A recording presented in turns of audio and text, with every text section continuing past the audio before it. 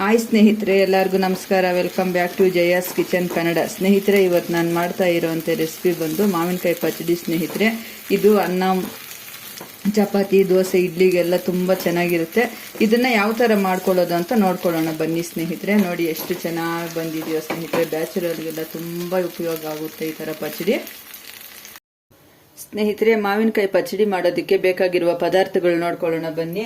ನೋಡಿ, ನಾನಿಲ್ಲಿ ಒಂದು ಮಾವಿನಕಾಯಿ ತಗೊಂಡಿದ್ದೀನಿ. ಪಚ್ಚಡಿ ಮಾಡೋದಕ್ಕೆ ಒಂದು ಹಾಕೊಂಡ್ರೆ ಸಾಕು, ಚಿಕ್ಕದಾಗಿ ಮಾಡೋದಕ್ಕೆ. ಇಲ್ಲಿ ಇಷ್ಟು ಮಾವಿನಕಾಯಿಗೆ ನಾನಿಲ್ಲಿ 6 ಹಸಿಮೆಣಸಿನಕಾಯಿ ತಗೊಂಡಿದ್ದೀನಿ. ಸ್ವಲ್ಪ ರುಚಿಗೆ ತಕ್ಕಷ್ಟು ಉಪ್ಪು, ಒಗ್ಗರಣೆಗೆ ಸ್ವಲ್ಪ ಸಾಸಿವೆ, ಮೆಂತೆ ಹುರಿದುಬಿಟ್ಟು, ಮೆಣಸಿನಕಾಯಿ ಮೆಂತೆ ಹುರಿದುಬಿಟ್ಟು ಸೇರಿಸ್ಕೊಬೇಕು. ಸ್ವಲ್ಪ ಬ್ಯಾಲೆನ್ಸ್ ಉಪ್ಪು, ಹುಳಿ, ಖಾರ ಎಲ್ಲ ಬ್ಯಾಲೆನ್ಸ್ ಮಾಡೋದಕ್ಕೆ ಒಂಚೂರು ಬೆಲ್ಲ ತಗೊಂಡಿದ್ದೀನಿ. ಒಂದು ಸ್ವಲ್ಪ ಅರಿಶಿನ, ಸ್ವಲ್ಪ ಇಂಗು ತಗೊಂಡಿದ್ದೀನಿ, ಸ್ವಲ್ಪ ಕೊತ್ತಂಬರಿ ಸೊಪ್ಪು, ಕರಿಬೇವಿನ ಸೊಪ್ಪು. ಇದು ಜಜ್ಜಿಬಿಟ್ಟು ಒಗ್ಗರಣೆ ಮಾಡ್ಕೊಳ್ಳೋದಕ್ಕೆ ಒಂದು ಬೆಳ್ಳುಳ್ಳಿ ಬಿಡಿಸಿ ಇಟ್ಕೊಂಡಿದ್ದೀನಿ. ಇದನ್ನ ಯಾವ ತರ ಮಾಡೋದು ಅಂತ ನೋಡ್ಕೊಳ್ಳೋಣ. ಮೊದಲಿಗೆ ಈ ತರ ಮಾವಿನಕಾಯಿನ ಯಾವ ತರ ಕಟ್ ಮಾಡ್ಕೊಳ್ಳೋದು ಅಂದ್ಬಿಟ್ಟು ನೋಡ್ಕೊಳ್ಳೋಣ. ನೋಡಿ, ಈ ತರ ತೆಗೆದ್ಬಿಡ್ಬೇಕು. ಇಲ್ಲಿ ನೋಡಿ, ತೆಗೆದ್ಬಿಟ್ಟು ಈ ತರ ನಾವು ಕಟ್ ಮಾಡ್ಕೊಬೇಕು.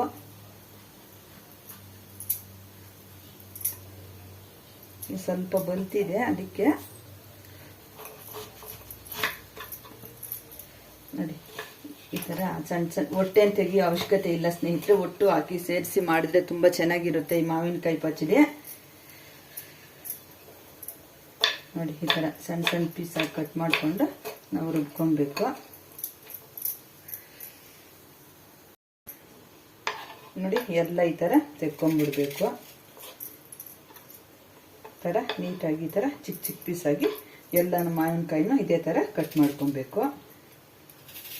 ಇದೊಂಚೂರು ವಾಟೆ ಬಲ್ತಿದೆ. ಈ ತರ ಬಲ್ತಿದ್ರೆ ಚೆನ್ನಾಗಿರೋದು. ನೋಡಿ, ಈ ತರ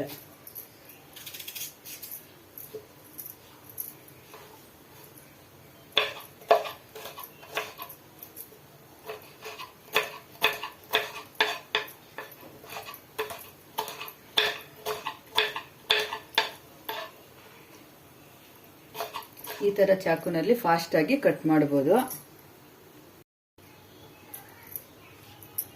ನೋಡಿ, ನಾನು ಈ ತರ ನೀಟಾಗಿ ಕಟ್ ಮಾಡ್ಕೊಂಡಿದ್ದೀನಿ. ಒಂದು ಬೌಲ್ ಅಷ್ಟು ಆಗಿದೆ ಇವಾಗ ಒಂದು ಮಾವಿನಕಾಯಿ. ಇವಾಗ ಇದನ್ನ ಯಾವ ತರ ಮಾಡ್ಕೊಳ್ಳೋದು ಅಂತ ನೋಡ್ಕೊಳ್ಳೋಣ. ನೋಡಿ, ಇವಾಗ ನಾನು ಫ್ಯಾನ್ ಇಟ್ಕೊಂಡಿದ್ದೀನಿ. ಇವಾಗ ಮೆಂತ್ಯನ ಹುರ್ಕೊಳ್ಳೋಣ. ಮಾವಿನಕಾಯಿ ಪಚ್ಚಡಿಗೆ ಈ ತರ ಮೆಂತ್ಯ ಹಾಕೊಂಡು ಮಾಡ್ಕೊಳ್ಳೋದ್ರಿಂದ ತುಂಬಾ ಟೇಸ್ಟ್ ಆಗಿರುತ್ತೆ, ತುಂಬಾ ಚೆನ್ನಾಗಿರುತ್ತೆ. ಈ ತರ ಸ್ವಲ್ಪ ಫ್ರೈ ಮಾಡ್ಕೊಳ್ಳೋಣ.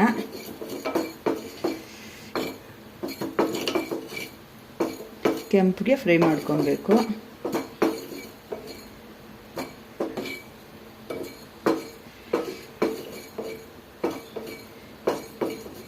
ಮೆಂತ್ಯ ಹಾಕೋದ್ರಿಂದ ಟೇಸ್ಟು ಚೆನ್ನಾಗಿರುತ್ತೆ, ಘಮನೂ ಚೆನ್ನಾಗಿರುತ್ತೆ. ನೋಡಿ, ಇಷ್ಟ ಆದರೆ ಸಾಕು. ಇವಾಗ ಮೆಣಸಿನಕಾಯಿ ಹುರ್ಕೊಳ್ಳೋಣ ಹಾಗೇನೆ.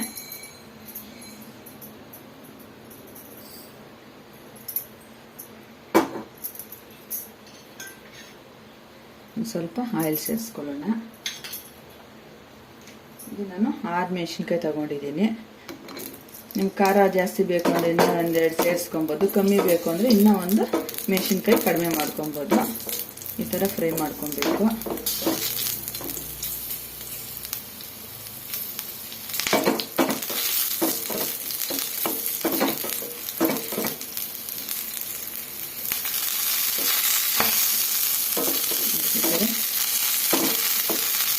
ಫ್ರೈ ಮಾಡಿಕೊಂಡ್ರೆ ಸಾಕು. ಇವಾಗ ಜಾರಿಗೆ ಸೇರಿಸ್ಕೊಳ್ಳೋಣ. ನೋಡಿ, ಇಷ್ಟು ಮಾವಿನಕಾಯಿ ಗೋಳಾಗಿದೆ. ಇವಾಗ ಇದನ್ನ ಮಿಕ್ಸಿ ಜಾರ್ಗೆ ಸೇರಿಸ್ಕೊಳ್ಳೋಣ.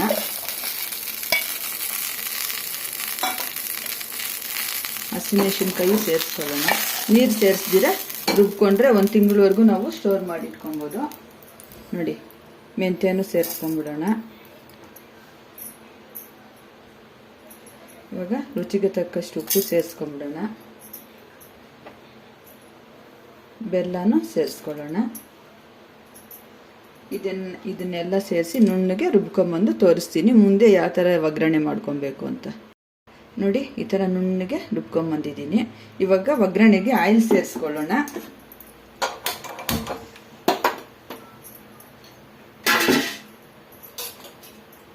ಆಯಿಲ್ ಒಂಚೂರು ಜಾಸ್ತಿ ಹಾಕ್ಕೊಳ್ಳೋಣ, ಯಾಕಂದರೆ ನಾವು ಸ್ಟೋರ್ ಮಾಡಿಟ್ರೆ ಒಂದು ತಿಂಗಳಾದರೂ ಇದು ಕೆಡಲ್ಲ.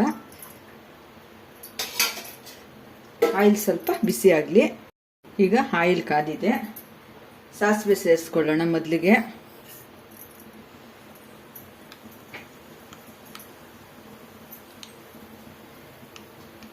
ಸಾಸಿವೆ ಸ್ವಲ್ಪ ಸಿಡಿಲಿ.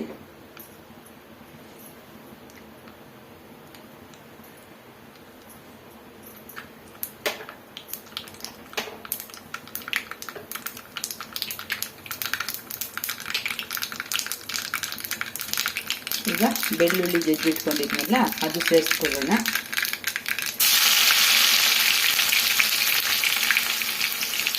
ಇವಾಗ ಇಂಗುನು ಹಾಗೆ ಸೇರಿಸ್ಕೊಳ್ಳೋಣ.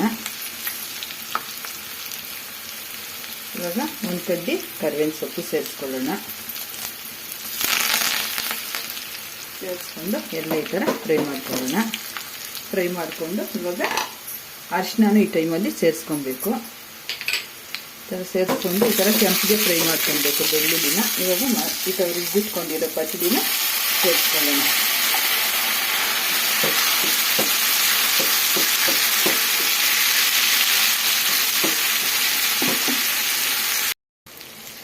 ನೋಡಿ, ಈ ಥರ ಕಡಿಮೆ ಉರಿಯಲ್ಲಿ ಚೆನ್ನಾಗಿ ಸ್ವಲ್ಪ ಫ್ರೈ ಮಾಡ್ಕೊಳ್ಳೋಣ. ಈ ಥರ ಫ್ರೈ ಮಾಡಿ ಇಟ್ಕೊಳ್ಳೋದ್ರಿಂದ ಒಂದು ತಿಂಗಳವರೆಗೂ ನಾವು ಫ್ರಿಡ್ಜಲ್ಲಿ ಇಟ್ಕೊಂಡು ತಿನ್ಬೋದು. ಆಚೆ ಕಡೆನೂ ಒಂದು ವಾರ ಇದ್ದರೂ ಕೂಡ ಇದೇನೂ ಆಗಲ್ಲ. ಇದು ದೋಸೆ, ಚಪಾತಿ, ಪೂರಿ, ಅನ್ನಕ್ಕೆಲ್ಲ ತುಂಬ ಸೂಪರಾಗಿರುತ್ತೆ. ಅನ್ನಕ್ಕಂತೂ ತುಪ್ಪ ಹಾಕ್ಕೊಂಡು ತಿಂತಾ ಇದ್ರೆ ಸೂಪರಾಗಿರುತ್ತೆ ಸ್ನೇಹಿತರೆ. ನೀವು ನಿಮ್ಮ ಮನೆಯಲ್ಲಿ ಒಂದ್ಸತಿ ಟ್ರೈ ಮಾಡಿ ಯಾವ ಥರ ಬಂತು ಅಂತ ಕಮೆಂಟ್ ಮಾಡಿ ಸ್ನೇಹಿತರೆ.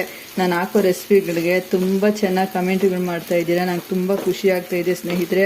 ಈ ಥರ ಕಮೆಂಟ್ಗಳು ಮಾಡ್ತಾ ಇದ್ರೆ ಇನ್ನೂ ಬೇರೆ ಬೇರೆ ಏನೇನೋ ಮಾಡಿ ತೋರಿಸ್ಬೇಕು ಅಡುಗೆಗಳು ಅಂತ ಇದು ನಮ್ಮ ಮನಸ್ಸಿಗೆ ಒಂಥರ ಖುಷಿ ಕೊಡುತ್ತೆ ಸ್ನೇಹಿತರೆ. ಇದೇ ಥರ ಕಮೆಂಟ್ಗಳು ಮಾಡ್ತಾಯಿರಿ. ನಮ್ಮ ಚಾನಲ್ನ ಸಬ್ಸ್ಕ್ರೈಬ್ ಮಾಡಿಕೊಂಡು ಕೊನೆ ತನಕ ಸ್ಕಿಪ್ ಮಾಡಿದಿರೋ ವಿಡಿಯೋ ನೋಡಿ ಸ್ನೇಹಿತರೆ. ಆವಾಗ ನಾನು ಹಾಕೋ ರೆಸಿಪೀಸ್ ಎಲ್ಲ ನಿಮಗೆ ಯಾವ ಥರ ಮಾಡಿದ್ದೀನಿ ಅಂತ ಗೊತ್ತಾಗುತ್ತೆ. ಸ್ಕಿಪ್ ಮಾಡ್ದಿರ ನೋಡಿದ್ರೆ ನೋಡಿ, ಈ ಥರ ಆಯಿಲಲ್ಲಿ ಫ್ರೈ ಮಾಡ್ಕೊಬೇಕು. ಇವಾಗ ಲಾಸ್ಟ್ಗೆ ಸ್ವಲ್ಪ ಕೊತ್ತಂಬರಿ ಸೊಪ್ಪು ಸೇರಿಸ್ಕೊಳ್ಳೋಣ. ಇವಾಗ ಕೊತ್ತಂಬರಿ ಸೊಪ್ಪು ಸೇರಿಸ್ಕೊಳ್ಳೋಣ. ನಾನು ತೋರಿಸ್ಕೊಟ್ಟಿರೋ ಅಳತೆಯಲ್ಲಿ ಮಾಡಿದ್ರೆ ಪರ್ಫೆಕ್ಟಾಗಿ ಕರೆಕ್ಟಲ್ಲಿ ಉಪ್ಪು, ಖಾರ, ಹುಳಿ ಎಲ್ಲ ಕರೆಕ್ಟಾಗಿದೆ ಸ್ನೇಹಿತರೆ. ಬೆಲ್ಲ ಒಂಚೂರು ಸೇರಿಸ್ಕೊತೀವಲ್ವಾ, ಉಪ್ಪು, ಖಾರ, ಹುಳಿ ಎಲ್ಲನೂ ಬ್ಯಾಲೆನ್ಸ್ ಮಾಡುತ್ತೆ. ನೋಡಿ, ಈ ಥರ ಕಂಪ್ಲೀಟಾಗಿ ಮಾವಿನಕಾಯಿ ಪಚ್ಚಡಿ ರೆಡಿ ಆಯಿತು. ಬ್ಯಾಚುಲರ್ಸ್ಗೆಲ್ಲ ತುಂಬ ಅಂದರೆ ತುಂಬ ಯೂಸ್ ಆಗುತ್ತೆ ಸ್ನೇಹಿತರೆ. 5 ನಿಮಿಷದೊಳಗಡೆ ಎಲ್ಲ ನಾವು ರೆಡಿ ಮಾಡ್ಕೊಂಬಿಡ್ಬೋದು ಈ ಥರ ಪಚ್ಚಡಿನ. ನೋಡಿ ಎಷ್ಟು ಸೂಪರಾಗಿ ಬಂದಿದೆ ಸ್ನೇಹಿತರೆ. ಒಂದು ತಿಂಗಳು ಇಟ್ಕೊಂಡು ತಿನ್ಬೋದು ಇದನ್ನು. ಇಷ್ಟೇ ಸ್ನೇಹಿತರೆ ಪಚ್ಚಡಿ ಮಾಡೋದು. ಸ್ನೇಹಿತರೆ, ಬಿಸಿ ಬಿಸಿ ಮಾವಿನಕಾಯಿ ಪಚ್ಚಡಿ ರೆಡಿಯಾಗಿದೆ.